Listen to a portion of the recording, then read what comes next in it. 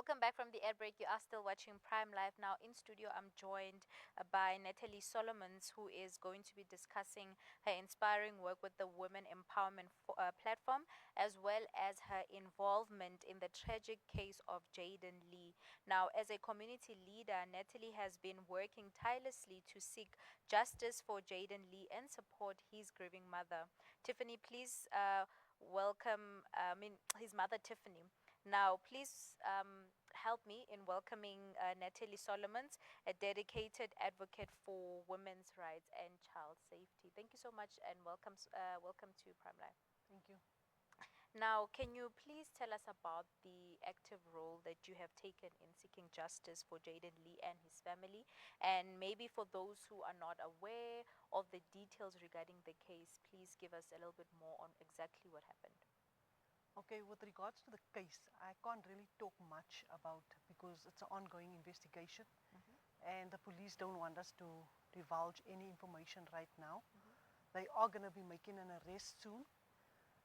His funeral will be this weekend, but my involvement was actually the community calling out for me to come out because they were scared that this is another case that is just going to die down and nothing is going to come from this case.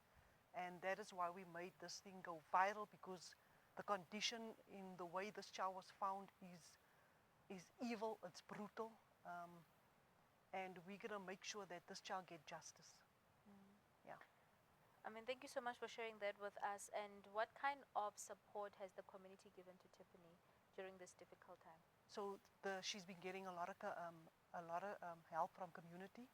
I want to personally say thank you to Kurs. Kurs is going to cover the funeral, all the funeral costs. Some community leaders, Neil Singh, they're paying for the graveside. They, Miles, the biker guys, they've really been standing by this family. The community's been instrumental in a lot that is taking place, even putting pressure on police. So I love working with the community because with the community things happen. Yeah. That's very much true. And it's actually an honor to be amongst community members that still stand up for the truth and show support for those who are affected by the injustices of our country. Now, as an advocate for women's rights, do you feel that like cases just like Jayden-Lee's highlight larger societal issues that need to be addressed? Yes, it does. There's so much. I'm sitting here, even before the interview, there's so much I can talk about, so much I'm involved with myself right now, that I don't even think we'll have enough time to discuss all of the social ills that is happening even in the communities. This is one of so many. I can speak about a 11-year-old girl. What justice did she get? She was sexually abused by 8 guys. This was an ongoing thing that was happening for over 7 months because she was missing. They raped her from the front and the back. What justice did we get for her? Nothing. We took these guys even to the police station. They do nothing. So we cannot, that's why this case of Jayden-Lee, we're going to make sure that the police are going to do what they need to do. Because we can't, it's one more child. Who's next? Communities actually sitting and asking, who's the next child? And the next child. What is being done? Do you know the mothers that are crying in our communities because they haven't got justice? They never got justice for the killings of their children. There's too many. What is social development doing? What is government doing? They're doing nothing. I even said I stood at a convention where I spoke directly to social development. I said, I've never seen a department so busy with nothing. We don't want to be standing there as activists talking to social development like this that's supposed to be working with us. We should be alongside each other working to fight this injustice that is happening to children. When does it stop? When does it get better? Well, that's actually a very serious issue that we're facing in South Africa. And as someone that works hand in hand with communities and who's very passionate about women's safety, women's rights, and also children's safety, obviously we do have things that are falling through the cracks, especially when it comes to children's safety. What do you think our government can do and communities can do to protect our children? Government needs to work more closely with us, with stakeholders. We've got very good policies, but to implement it is another thing. You know, child safety homes, your CYCCs, the compliance just to get that facility registered can take you between. I'm going now for my 4th year. Just to get a facility registered. These are facilities where people can go to for assistance. Our welfare officers, because welfare officers work with children between 0 and 12 years old. They're failing our communities. People are going to report, but they're failing our community. They'll either tell you it's not in our jurisdiction. You must go here, you must go there.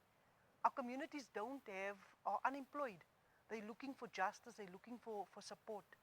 You're sending them across to another area. How do they get there?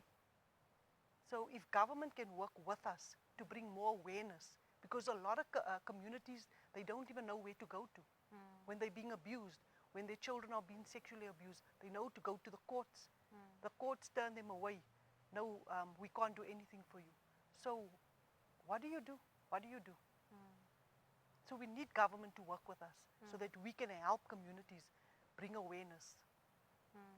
I mean, it's always in cases like these where you see parties or organizations that are not even involved with the justice system actually stand up for cases. Let's talk about the empowerment. The women empowerment platform.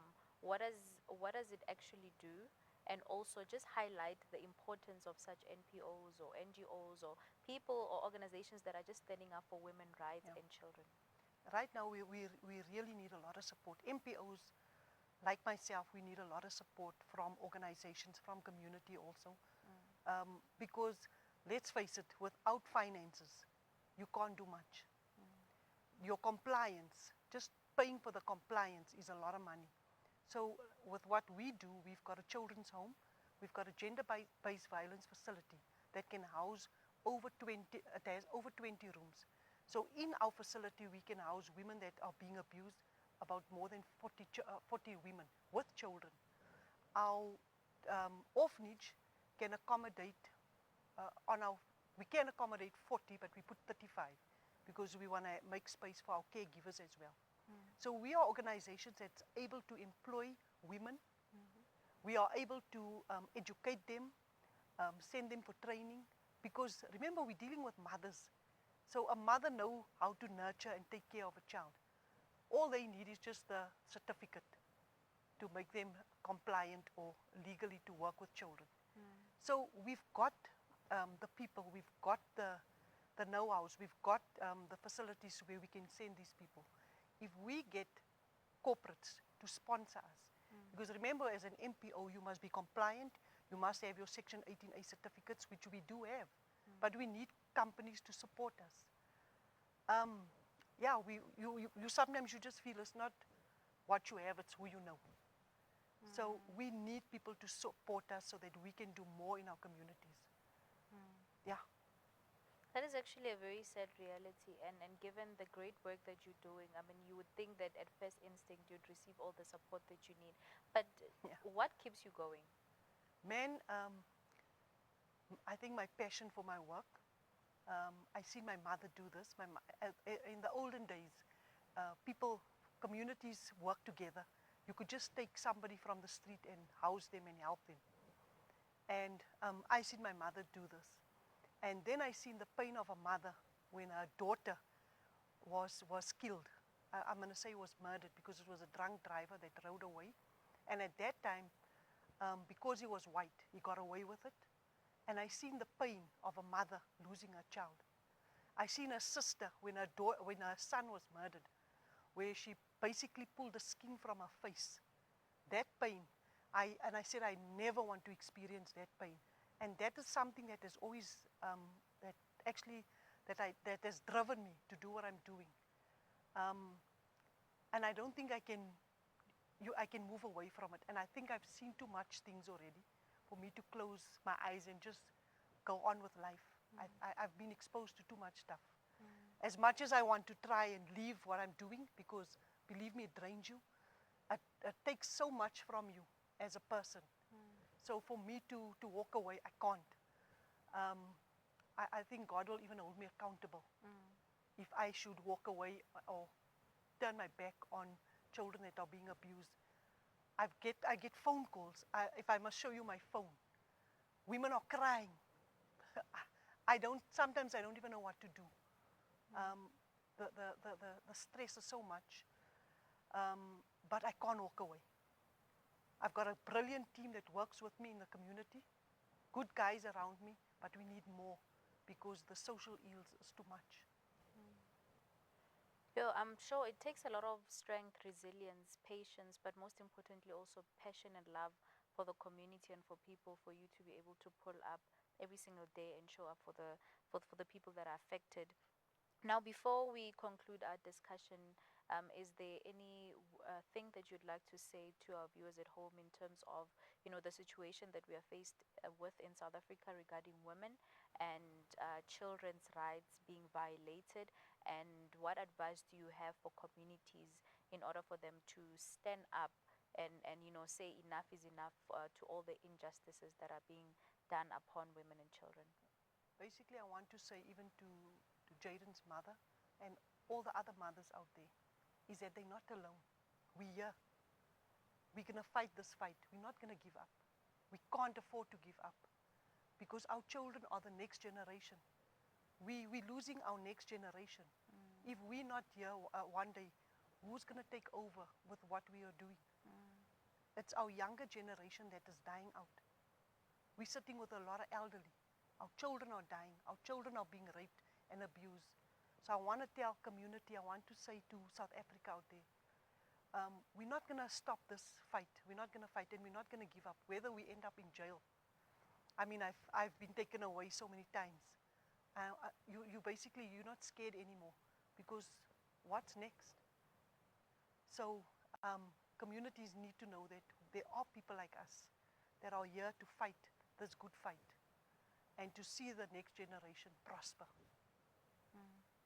Yeah, this has been a very informative conversation, and thank you so much for sharing with us your thoughts and also the great work that you're doing for your community. And I pray that you are, given the strength that is needed for you to continue serving the community. Thank you very much.